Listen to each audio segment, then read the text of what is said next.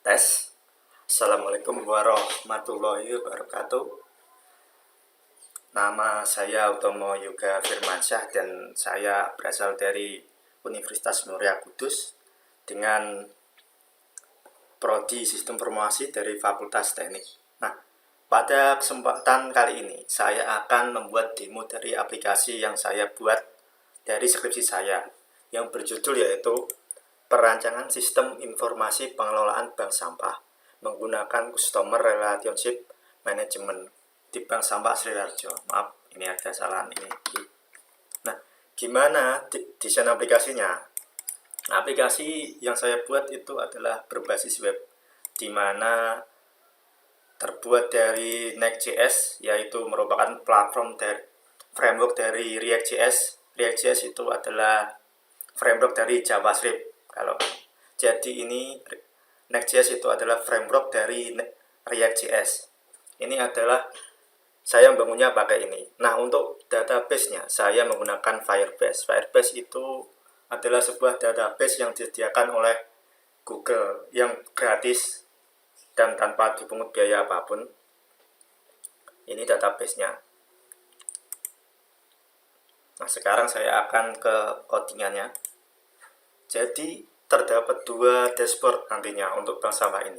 Yang pertama ini adalah bank sampah biasa, ini bank sampah untuk nasabah, di mana nanti ada beberapa menu juga seperti informasi setoran, kerajinan, list harga sampah, payment untuk pembayaran nanti, pencairan dan penyebutan, profil. Nah, saya akan lanjut ke admin. Admin ini adalah dashboard untuk sisi adminnya, yaitu pengelola dari bank sampahnya. Nah, untuk admin ini terdapat banyak sekali menu karena mereka bersangkutan dengan pengelolaan bank sampah, jadi harus memiliki fitur yang lebih banyak, yaitu kelola harga sampah, di mana admin ini bisa mengelola harga sampah. Maksudnya, admin bisa mengupdate harga list sampah atau menambahkan jenis sampah baru untuk ditampilkan di halaman nasabah nantinya, ya, yang berasal dari data harga update per minggu dari pihak bank umum. Nah, untuk kelola kerajinan ini berfungsi untuk mengelola kerajinan. Nah, karena project ini nanti akan menyediakan fitur untuk pembelian kerajinan, jadi perlu untuk kelola kerajinan. Kelola kerajinan ini berfungsi untuk seperti menambahkan data kerajinan, mengubah data atau menghapus data.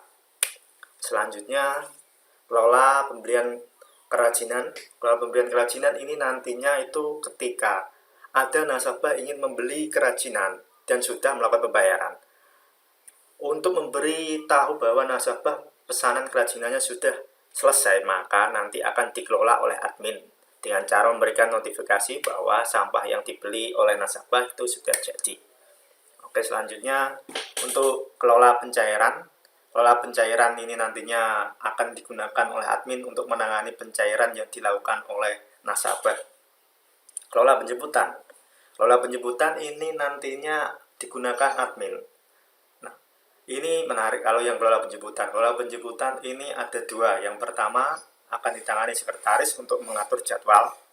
Setelah itu, jadwal yang diatur akan diterima oleh driver untuk dilihat untuk melakukan penjemputan nantinya. Untuk kelola stor sampah juga ada dua, yaitu dilakukan oleh sekretaris dan juga driver, di mana sekretaris itu menangani stor sampah yang ketika ada nasabah datang ke bank sampah.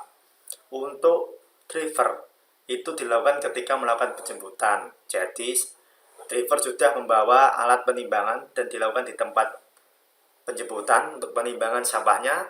Setelah itu pencatatan di stor sampah. Untuk kelola stor gudang ini nantinya bisa digunakan untuk data monitoring stok gudang, yang bisa digunakan nanti untuk data keluar masuk storan. Nah, ya itu seterusnya seperti ada kelola user laporan. Oke, saya akan langsung ke programnya. Karena agar kita tidak memakan waktu lama, saya akan membuka program yang sudah saya hosting. Jadi sahabat kawan, saya menghostingnya di Vercel. Nah, ini adalah tampilan yang dilihat dari sisi nasabah. Oke, mungkin saya akan demokan untuk dari awal ketika melakukan pendaftaran. Sebentar, saya akan mencari.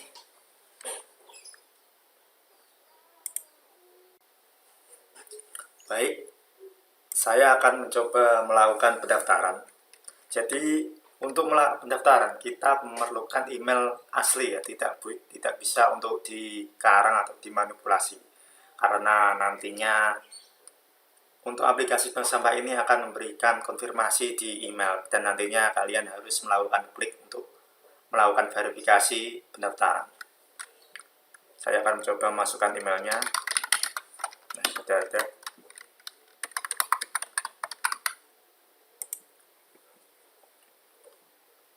Nah, nantinya akan ada notifikasi seperti ini, di mana kita akan harus melakukan pengecekan email kita untuk melakukan verifikasi.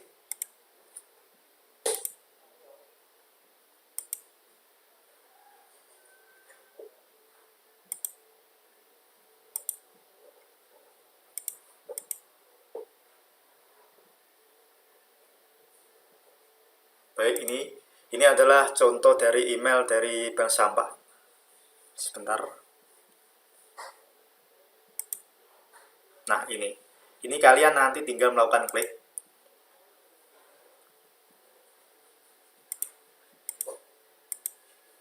Nah, ini email nanti akan diverifikasi. Sekarang kalian sudah bisa melakukan login di aplikasi bank sampah.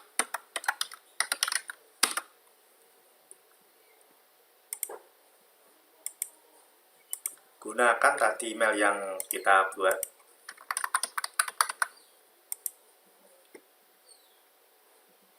Bentar, ini masih belum.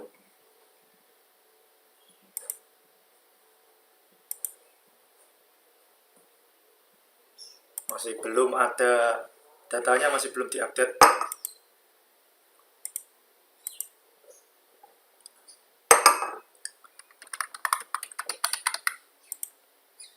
Nah, sekarang sudah berhasil karena data dari database-nya sudah diupdate untuk statusnya sudah menjadi true ya.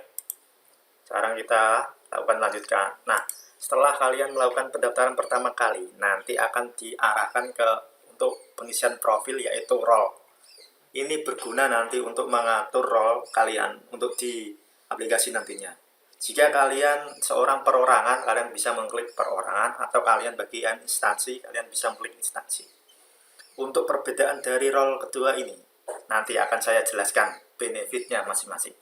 Mungkin sekarang saya akan coba untuk perorangan, karena untuk instansi kalian memerlukan dokumen. Jadi saya akan coba Tomo Yuga Pati dengan nomor seperti ini. Terus saya akan coba untuk foto profilnya. Nah, ini aja. Nah, sekarang kalian tinggal submit. Nah, sudah selesai. Seperti ini tampilannya, tampilan dashboard ketika kalian sudah melakukan login pertama kali dan setelah melakukan pengisian profilnya. Ini tampilan profil kalian. Nah, ini. Oke, saya akan mencoba fitur yang ada di admin. Jadi untuk admin itu bank sampah. Admin. Saya juga sudah melakukan hosting untuk adminnya, jadi sudah bisa diakses melalui online. Saya akan menunjukkan akun direktur untuk sementara, untuk melakukan demo. Nah, ini adalah tampilan dashboard admin. Nah, alurnya begini. Setelah nasabah melakukan pendaftaran, nasabah perlu melakukan setoran. Nah, jadi, ketika nasabah datang ke bank sampah, saya selaku pengelola akan melakukan kelola setor sampah, di mana nasabah kita harus masukkan ini. Nah, Tomo Yoga itu yang mana tadi? Punya Tomo Yoga ujung. Coba saya cari bentar. Ada sedikit error di Firebase-nya, mungkin karena koneksi saya.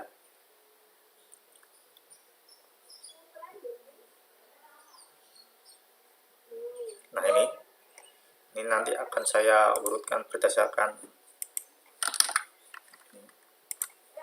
Jadi nanti akan diurutkan untuk user yang terbaru. Nah, ini tanggal 29. Saya ubah saja namanya. Di Tomo. Seperti ini agar ada perbedaan antara tadi. Oke, saya sekarang lanjut ke ini untuk ini. Nah, jadi pertama admin akan melakukan input data berupa nama nasabah, yaitu saya ingin melakukan setoran Tomoyu. Jadi, saya melakukan setoran acu, yaitu sebanyak 2 buah. Nah, nanti akan muncul estimasi dari acu tersebut. Nah, seperti ini. Nanti untuk berat ini otomatis tergantung yang di disable, tergantung jenis sampahnya. Ini acu karena acu itu masuknya jenisnya satuan, jadi yang kebuka ini jumlah satuan, bukan yang berat sampah, dan juga sebaliknya. Nah, ini seperti ini.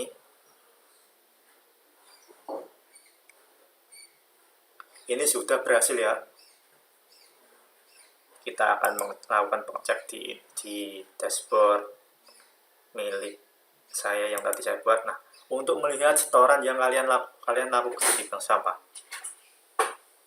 Di bank sampah kalian bisa melakukan pengecekan di riwayat setoran. Nah, tadi acu 2 buah untuk estimasinya ini. Nah, statusnya terjual menunggu dan harga jualnya belum diketahui karena ini belum terjual. Jadi kita akan melakukan ke tahap selanjutnya, kita akan coba fitur selanjutnya, yaitu fitur saya akan mulai ke lihat list harga sampah. Ini adalah tampilan list harga sampah untuk nasabah. Jadi nasabah mungkin bisa mendapat insight untuk melihat estimasi ya, katakan, karena harganya ini bisa berubah tiap minggunya tergantung updatean dari bank sampahnya. Jadi ini hanyalah gambaran saja, tidak bisa untuk dijadikan patokan. Saya akan mencoba untuk melakukan fitur pengajuan penjemputan. Karena ini tadi akun Tomoyu belum melakukan penjemputan, saya akan mencoba. Nah, ini fiturnya. Di dalam form ini saya juga menyediakan API yang terintegrasi dari Google Map. Jadi kalian bisa melakukan searching, ini data katakanlah seperti alamatmu, atau melakukan ini berdasarkan ini bisa ubah-ubah. Nanti alamatnya tergantung lokasi yang Anda pilih. Jadi otomatis melakukan kalkulasi untuk jaraknya berdasarkan jarak. Untuk penghitungannya ini seperti ini. Ini berbeda. Beda. Lokasinya katakanlah jika kita di sini, nah 12.000. Jadi tergantung lokasi kita. Oh ya, untuk kalkulasi dari harga ini saya bisa diperoleh dari ini keterangannya. Jadi untuk setiap 4 km pertama atau 4 km di bawah kilometer akan dikenai biaya 8.000 untuk penjemputannya, dan akan dikenakan 2.000 per kilometernya untuk biaya jasanya. Jadi untuk saya perorangan, jadi totalnya seperti ini. Karena ini 6 km, jadi lebih dari 8.000 tambah itu. Nah, ini benefitnya di sini. Ketika saya memilih role untuk nasabah perorangan, saya tidak akan mendapatkan potongan biaya jasa.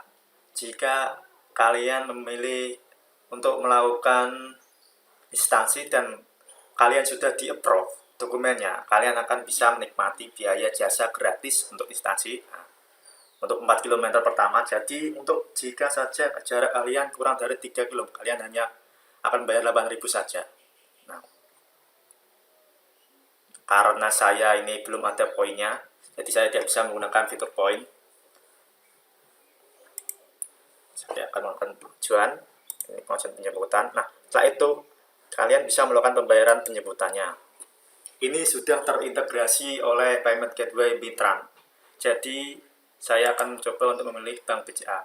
Sebelum itu, karena ini dari sandbox, kalian harus melakukan tes untuk pembayaran di Mitran Simulator. Ini disediakan oleh Mitran. Jadi ketika kalian melakukan pembayaran, kalian bisa memasukkan simulasinya di sini. Nah, kalian tinggal copy virtual number-nya di sini. Tunggu sebentar. Nah, nanti akan ditampilkan. Nah, ini Yuga. Yuga itu akun dari mitranya yang saya buat. Nah, successful. Ini memang terasa agak lag gitu. Jadi kalian harus menunggu sampai selesai. Tunggu beberapa saat. Nanti akan di direct. Bentar, ini respon dari mitranya sedikit lama. Nah, selesai. Nanti akan direct ke halaman tambahan berhasil. Jadi penjemputan ini akan nantinya sudah ada di kelola penjemputan. Nah, ada di sini. Nah, ini Utomoyuk. Jadi sekarang kita alurnya untuk mengatur jadwal. Kita punya atur saja. Nah, Utomoyuk. Kita atur, coba atur untuk tanggal berapa? 9. Kita coba tanggal 1 jam 10. Nah, kita simpan. Terus kita melakukan atur jadwal. Nah, setelah diatur. Kalau sudah diatur tidak akan masuk ke sini. Jadi masuknya ke penjemputan. Dan juga nanti akan diberikan notifikasi seperti ini. Nah, ketika jadi kita dari sisi nasabah kita akan tahu kapan akan dijemput. Nah, seperti ini. Untuk alur selanjutnya yaitu ketika driver untuk memilih penjemputan yang ingin dijemput. Katakanlah ini menu driver yaitu saya akan memilih Utomo Yuga. Nah, untuk saya klik jemput akan muncul keterangannya seperti ini. Keterangan seperti ini. Kalian juga bisa melakukan chat WhatsApp untuk ke Utomo Yuga untuk melakukan kontak nantinya, dan juga kalian bisa mengklik detail. Tunggu, ini sinyalnya sedikit.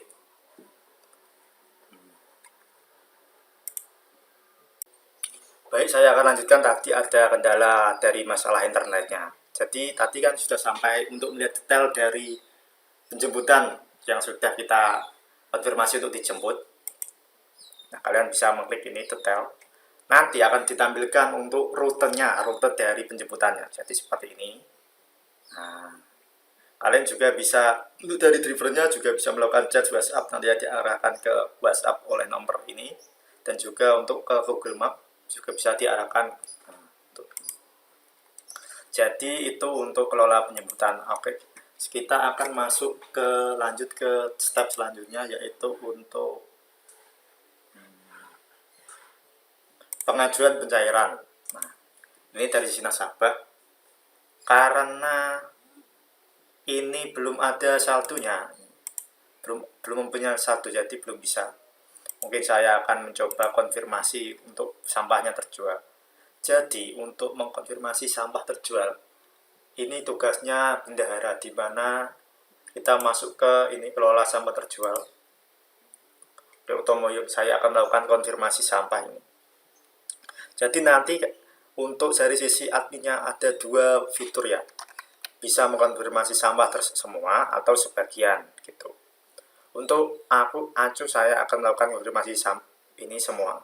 Jadi akan saya lakukan 2 kali. Coba sebagian ini saya akan konfirmasi 1. Nah, untuk harga ini tergantung dari data yang ada di ini kelola harga sampah. Nah, itu saya contohkan untuk kelola harga sampah yang datanya masih ada Kamis. Katakanlah untuk minggu ini milik Tomoyuk ini terjual, namun bukan harga 12.500. Nah, kita untuk adminnya kita ubah acunya. Katakanlah harga acu minggu ini itu 15.000. Seperti ini.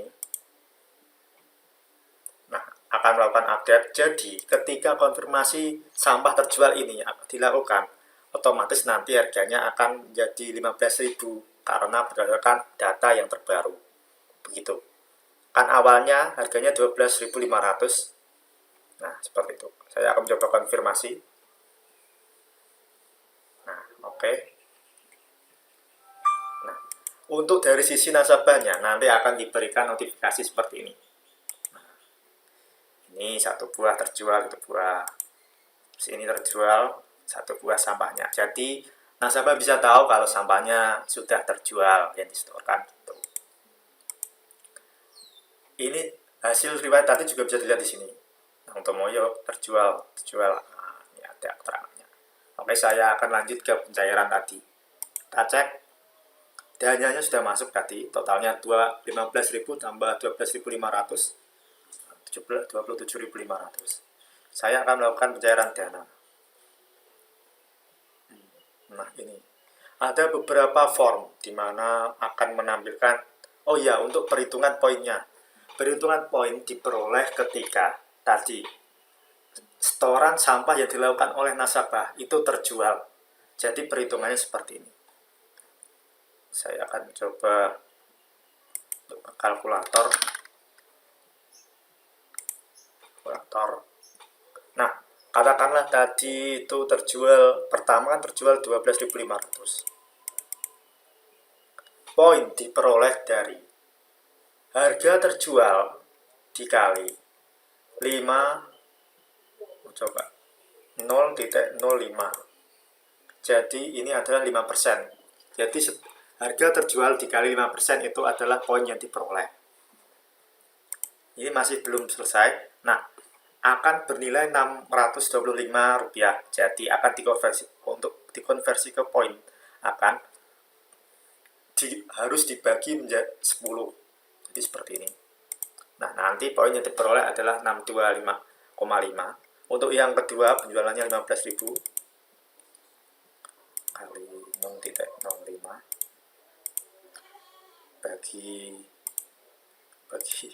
bagi 10. Nah, 75 tambah 62,5 totalnya 132,5. Jadi poin yang diperoleh 37,5. Jadi perolehan yang dipilih adalah seperti ini. Ini setara dengan Rp1.375. Nah, nanti ini bisa dipakai. Saya akan mencoba mendemokan untuk pencairan saldo. Jadi untuk ketika melakukan pencairan, kita tidak bisa melakukan pencairan lebih dari saldo atau kurang dari 10.000. Saya coba. Ini akan nanti ada informasi seperti ini. Untuk kalau lebih, nanti akan ada informasi dan otomatis saya akan mencoba pencairan 12.000. Nah, ketika kalian ini melakukan pencairan 12.000, akan dikenai biaya 10%. Jadi saldo Anda akan dipotong sebanyak 13.200. 12.000 tambah 10%-nya yaitu 1.200, jadi totalnya 13.200. Seperti itu. Kalian bisa memilih ini metode pembayarannya. Alamatnya kita coba sampel aja. Nah, untuk poin ini bisa digunakan. Saya mencoba menggunakannya untuk sebesar 100. Nah, 100 ini setara dengan 1000 ya. Nah, ini sudah dijelaskan. Saya akan melakukan buat pengajuan cairan. Nah, berhasil. Ini akan di sini. Akan berada di sini. Atas nama Tomoyok. Nah, untuk dari sisi admin, untuk kelola pencairan berada di sini menunya. Nah, ini Tomoyok. Jadi, ini masih harus melakukan pengiriman secara harus melalui yang diminta oleh nasabahnya seperti BCA, nanti akan dikirim segini. Nah, untuk ini adalah untuk apa bukti pembayarannya. Nanti katakanlah seperti ini.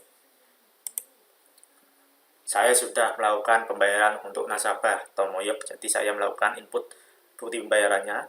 Terus melakukan unggah. Oke, selesai. Nah, untuk dari sisi nasabah, coba. Nah, ini adalah pencairan. Jadi di sini nasabah sudah mendapat informasi. Ya, ini informasinya ada di sini. Nah, dan dana berhasil. Nah, seperti ini. Terus nanti kalian juga untuk nasabah bisa melihat bukti pembayarannya. Nah, di sini. Oke, saya akan melanjutkan ke step selanjutnya, di mana kita akan mencoba fitur pembelian kerajinan. Ini fitur yang saya sukai. Nah, ini seperti list kerajinannya. List kerajinan ini berasal dari data kelola kerajinan. Nah, ini kelola kerajinan. Ini adminnya bisa melakukan penambahan list data kerajinan seperti ini, tempat sampah atau dan lain-lainnya, juga bisa melakukan edit. Nah, ini akan lanjut ke ini. Saya akan melakukan coba pembelian untuk vas bunga, coba satu. Nah, ini ada di keranjang, tinggal ke proses pembayaran. Ini, bayar. Terus jika kalian menggunakan poin, ada di sini. Karena poinnya 37, saya akan coba menggunakan 37 itu. Ini akan dipotong sebesar 37, yaitu 370 rupiah. Awalnya 15.000, sekarang jadi 14.670. Nah, tunggu sebentar. Nah, ini bayaran tadi di Mitran, kita coba seperti ini. Bayaran. Oke, setelah sukses, tinggal menunggu. Tunggu sebentar, ini memang begitulah Mitra, karena ini masih sandbox jadi tidak terlalu cepat. Nah, selesai.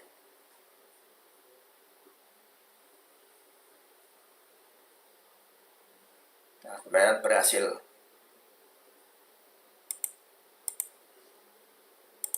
Kita bisa mengecek kerajinan tadi yang kita beli, ada di riwayat pembelian. Nah, di sini. Namun, ada status pesanan Anda sedang dibuat, tunggu informasi melalui email Anda. Nanti, untuk dari sisi admin akan memberikan informasi ketika sampahnya jadi. Oke, kita akan coba. Ini ada di kelola pembelian kerajinan. Nah, ini. Ketika sampahnya sudah dibuat, nah, ini bisa untuk melakukan konfirmasi barang jadi. Nah, selesai. Nanti ketika kerajinannya sudah jadi akan dikirimkan email, yaitu selamat pembelian kerajinannya sudah jadi. Jadi nasabah bisa melakukan pengambilan sampah di pengambilan kerajinan yang sudah selesai pesanannya jadi di bank sampah. Jadi nanti statusnya akan berubah seperti ini. Nah, ini untuk fitur yang berada di nasabah. Saya akan lanjut ke fitur yang ada di admin. Walaupun belum sudah aku jelaskan beberapa, tapi ini belum mengulas semua. Mungkin ini kalau untuk kelola user tadi, kelola user ini berguna ketika user instansi ingin melakukan pengajuan role-nya untuk instansi. Jadi admin bisa melakukan konfirmasi untuk dokumennya seperti ini. Kita instansi penunggu verifikasi. Nah, jadi ini ada dua. Jadi ketika ini diklik, nanti akan kita alurnya seperti ini. Cek dokumen, admin mengecek dokumen seperti ini. Ini contoh ini nanti akan saya blur. Nah, seperti itu tadi. Nah, melakukan konfirmasi. Kalau dokumennya belum sesuai, nanti bisa klik notif ubah. Nah, seperti ini. Nanti harus usernya akan mengubah informasi seperti ini.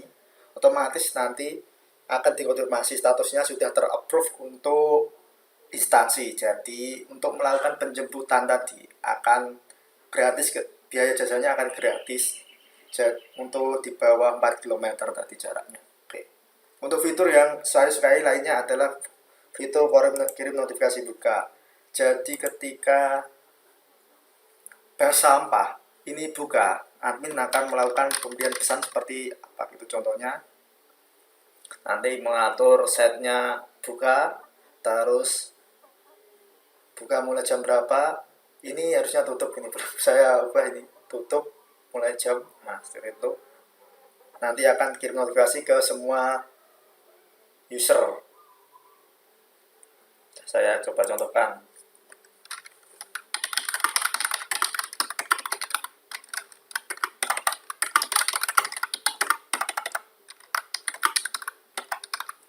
Seperti ini, saya akan atur jadwalnya. Coba hari Minggu jam 8, terus tutup hari Minggu jam 12. Nah, PM. Nah, seperti ini. Nanti akan mengirimkan notifikasi buka ke semua nasabah. Oke.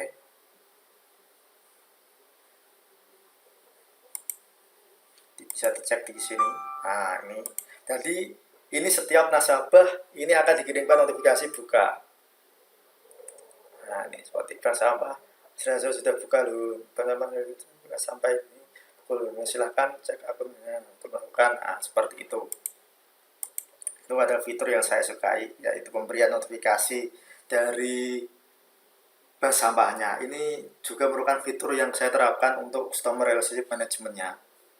Nah, tadi untuk membahas customer relationship management.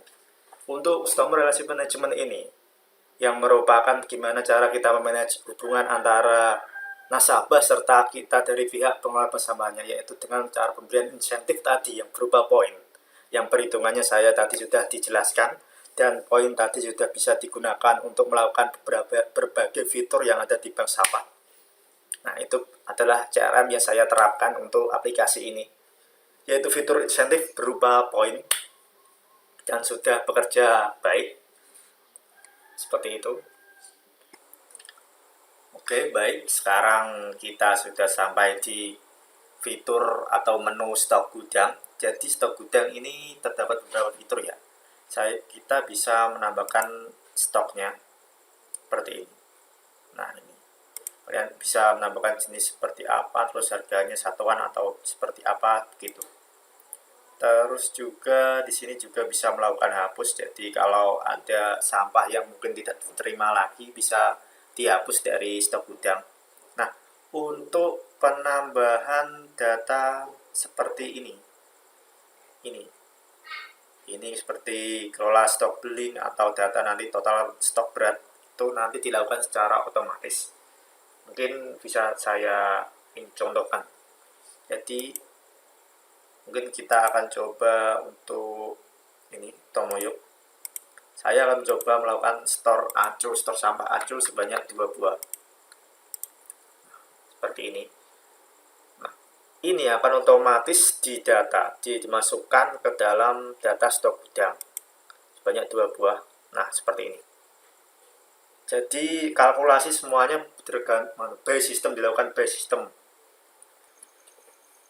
Kalian juga bisa melakukan edit pada setiap data yang ada di sini di kelola stok gudang seperti ini. Nah, untuk edit hanya bisa dilakukan untuk namanya saja, karena kita tidak boleh mengedit seperti total berat stok, total satuan stoknya, karena ini harus dilakukan by system dan tidak boleh dimanipulasi. Nah, untuk detailnya seperti ini. Jadi ini detail ini berisi tentang riwayat bagaimana sampah acu masuk serta keluar. Keterangan masuk ini ketika seseorang melakukan setoran acu ke bank sampah, jadi statusnya masuk, dan ketika acu ini keluar, ini terjadi ketika konfirmasi sampah terjual dilakukan. Jadi ketika sampah terjual, maka otomatis dikelola stok gudang ini detailnya akan diupdate otomatis. Jadi bisa otomatis bertambah atau berkurang tergantung situasi yang terjadi atau kegiatan yang terjadi di bank sampah ini. Nah, ini untuk kelola stok gudang tadi kita sudah membahas dari home sampai ini sudah kita bahas semua. Sekarang yang terakhir itu laporan. Nah, untuk laporan ini terdiri dari 2 laporan keuangan serta laporan setoran sampah. Untuk laporan keuangan ini nantinya meliputi seperti ini. Nah, ini saya terapkan trend analisis yaitu untuk menganalisa perubahan dari setiap bulannya, yaitu dengan cara membandingkan data dari bulan ke bulan. Nanti akan ada data seperti pemasukan, pengeluaran, serta total saldo dari bank sampahnya. Dan juga ini presentasi trennya. Ini awalnya 230 menjadi 1 juta, maka naiknya sebesar 300%. Nah, ini untuk kenaikan dan pengurangannya sebesar ini. Seperti ini, karena bulan Maret ini belum ada, jadi naiknya menjadi ini minus kalkulasinya. Kayak seperti itu.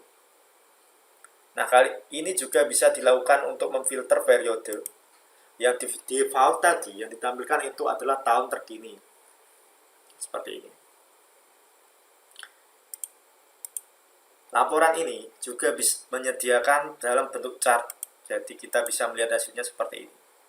Nah, perubahannya jadi total saldo, pengeluaran, pemasukan seperti ini. Seperti ini. Ini juga menyediakan fitur download atau melakukan print langsung seperti ini. Nah ini nanti bisa dilakukan langsung seperti ini. Nah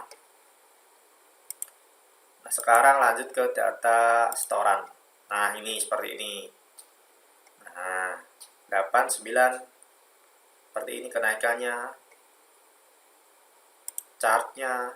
Nah, download juga bisa seperti tadi, seperti ini yang ditampilkan. Nah, itu mungkin sudah semua ya, semua dari aplikasi bank sampah ini. Dari mulai home, kelola user, kelola stok gudang, kelola harga sampah, kelola kerajinan, kelola store sampah, kelola penjemputan, kelola sampah terjual, kelola pencairan, kerajinan, kelola pembelian kerajinan, laporan. Ini adalah menu dari adminnya, yang tadi yang menu nasabahnya sudah diulas lagi.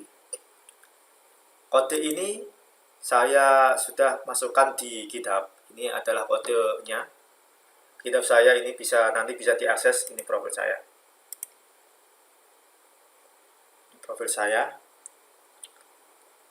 Nah ini tinggal cari saja GitHub saya. Nah untuk sekarang ini masih saya privat karena saya juga belum melakukan sidang skripsi. Jadi setelah selesai melakukan kebutuhan yang menyangkut dengan skripsi, nanti saya akan melakukan publik agar bisa dipakai untuk khalayak ramai. Emang tujuan saya seperti itu, agar bank sampah di Indonesia bisa mengadopsi teknologi agar bisa menggait lagi nasabah dan bisa mengurangi dampak sampah terhadap lingkungan. Seperti itu. Saya sebagai developer hanya bisa berkontribusi seperti ini untuk lingkungan. Jadi saya melakukan semampu saya. Ini bank sampah, ini yang tadi menu halaman dashboard dari nasabah tadi. Seperti ini. Untuk database-nya seperti ini tadi. Nah, ini adalah list user yang memakai, ini database-nya. Nah, seperti ini.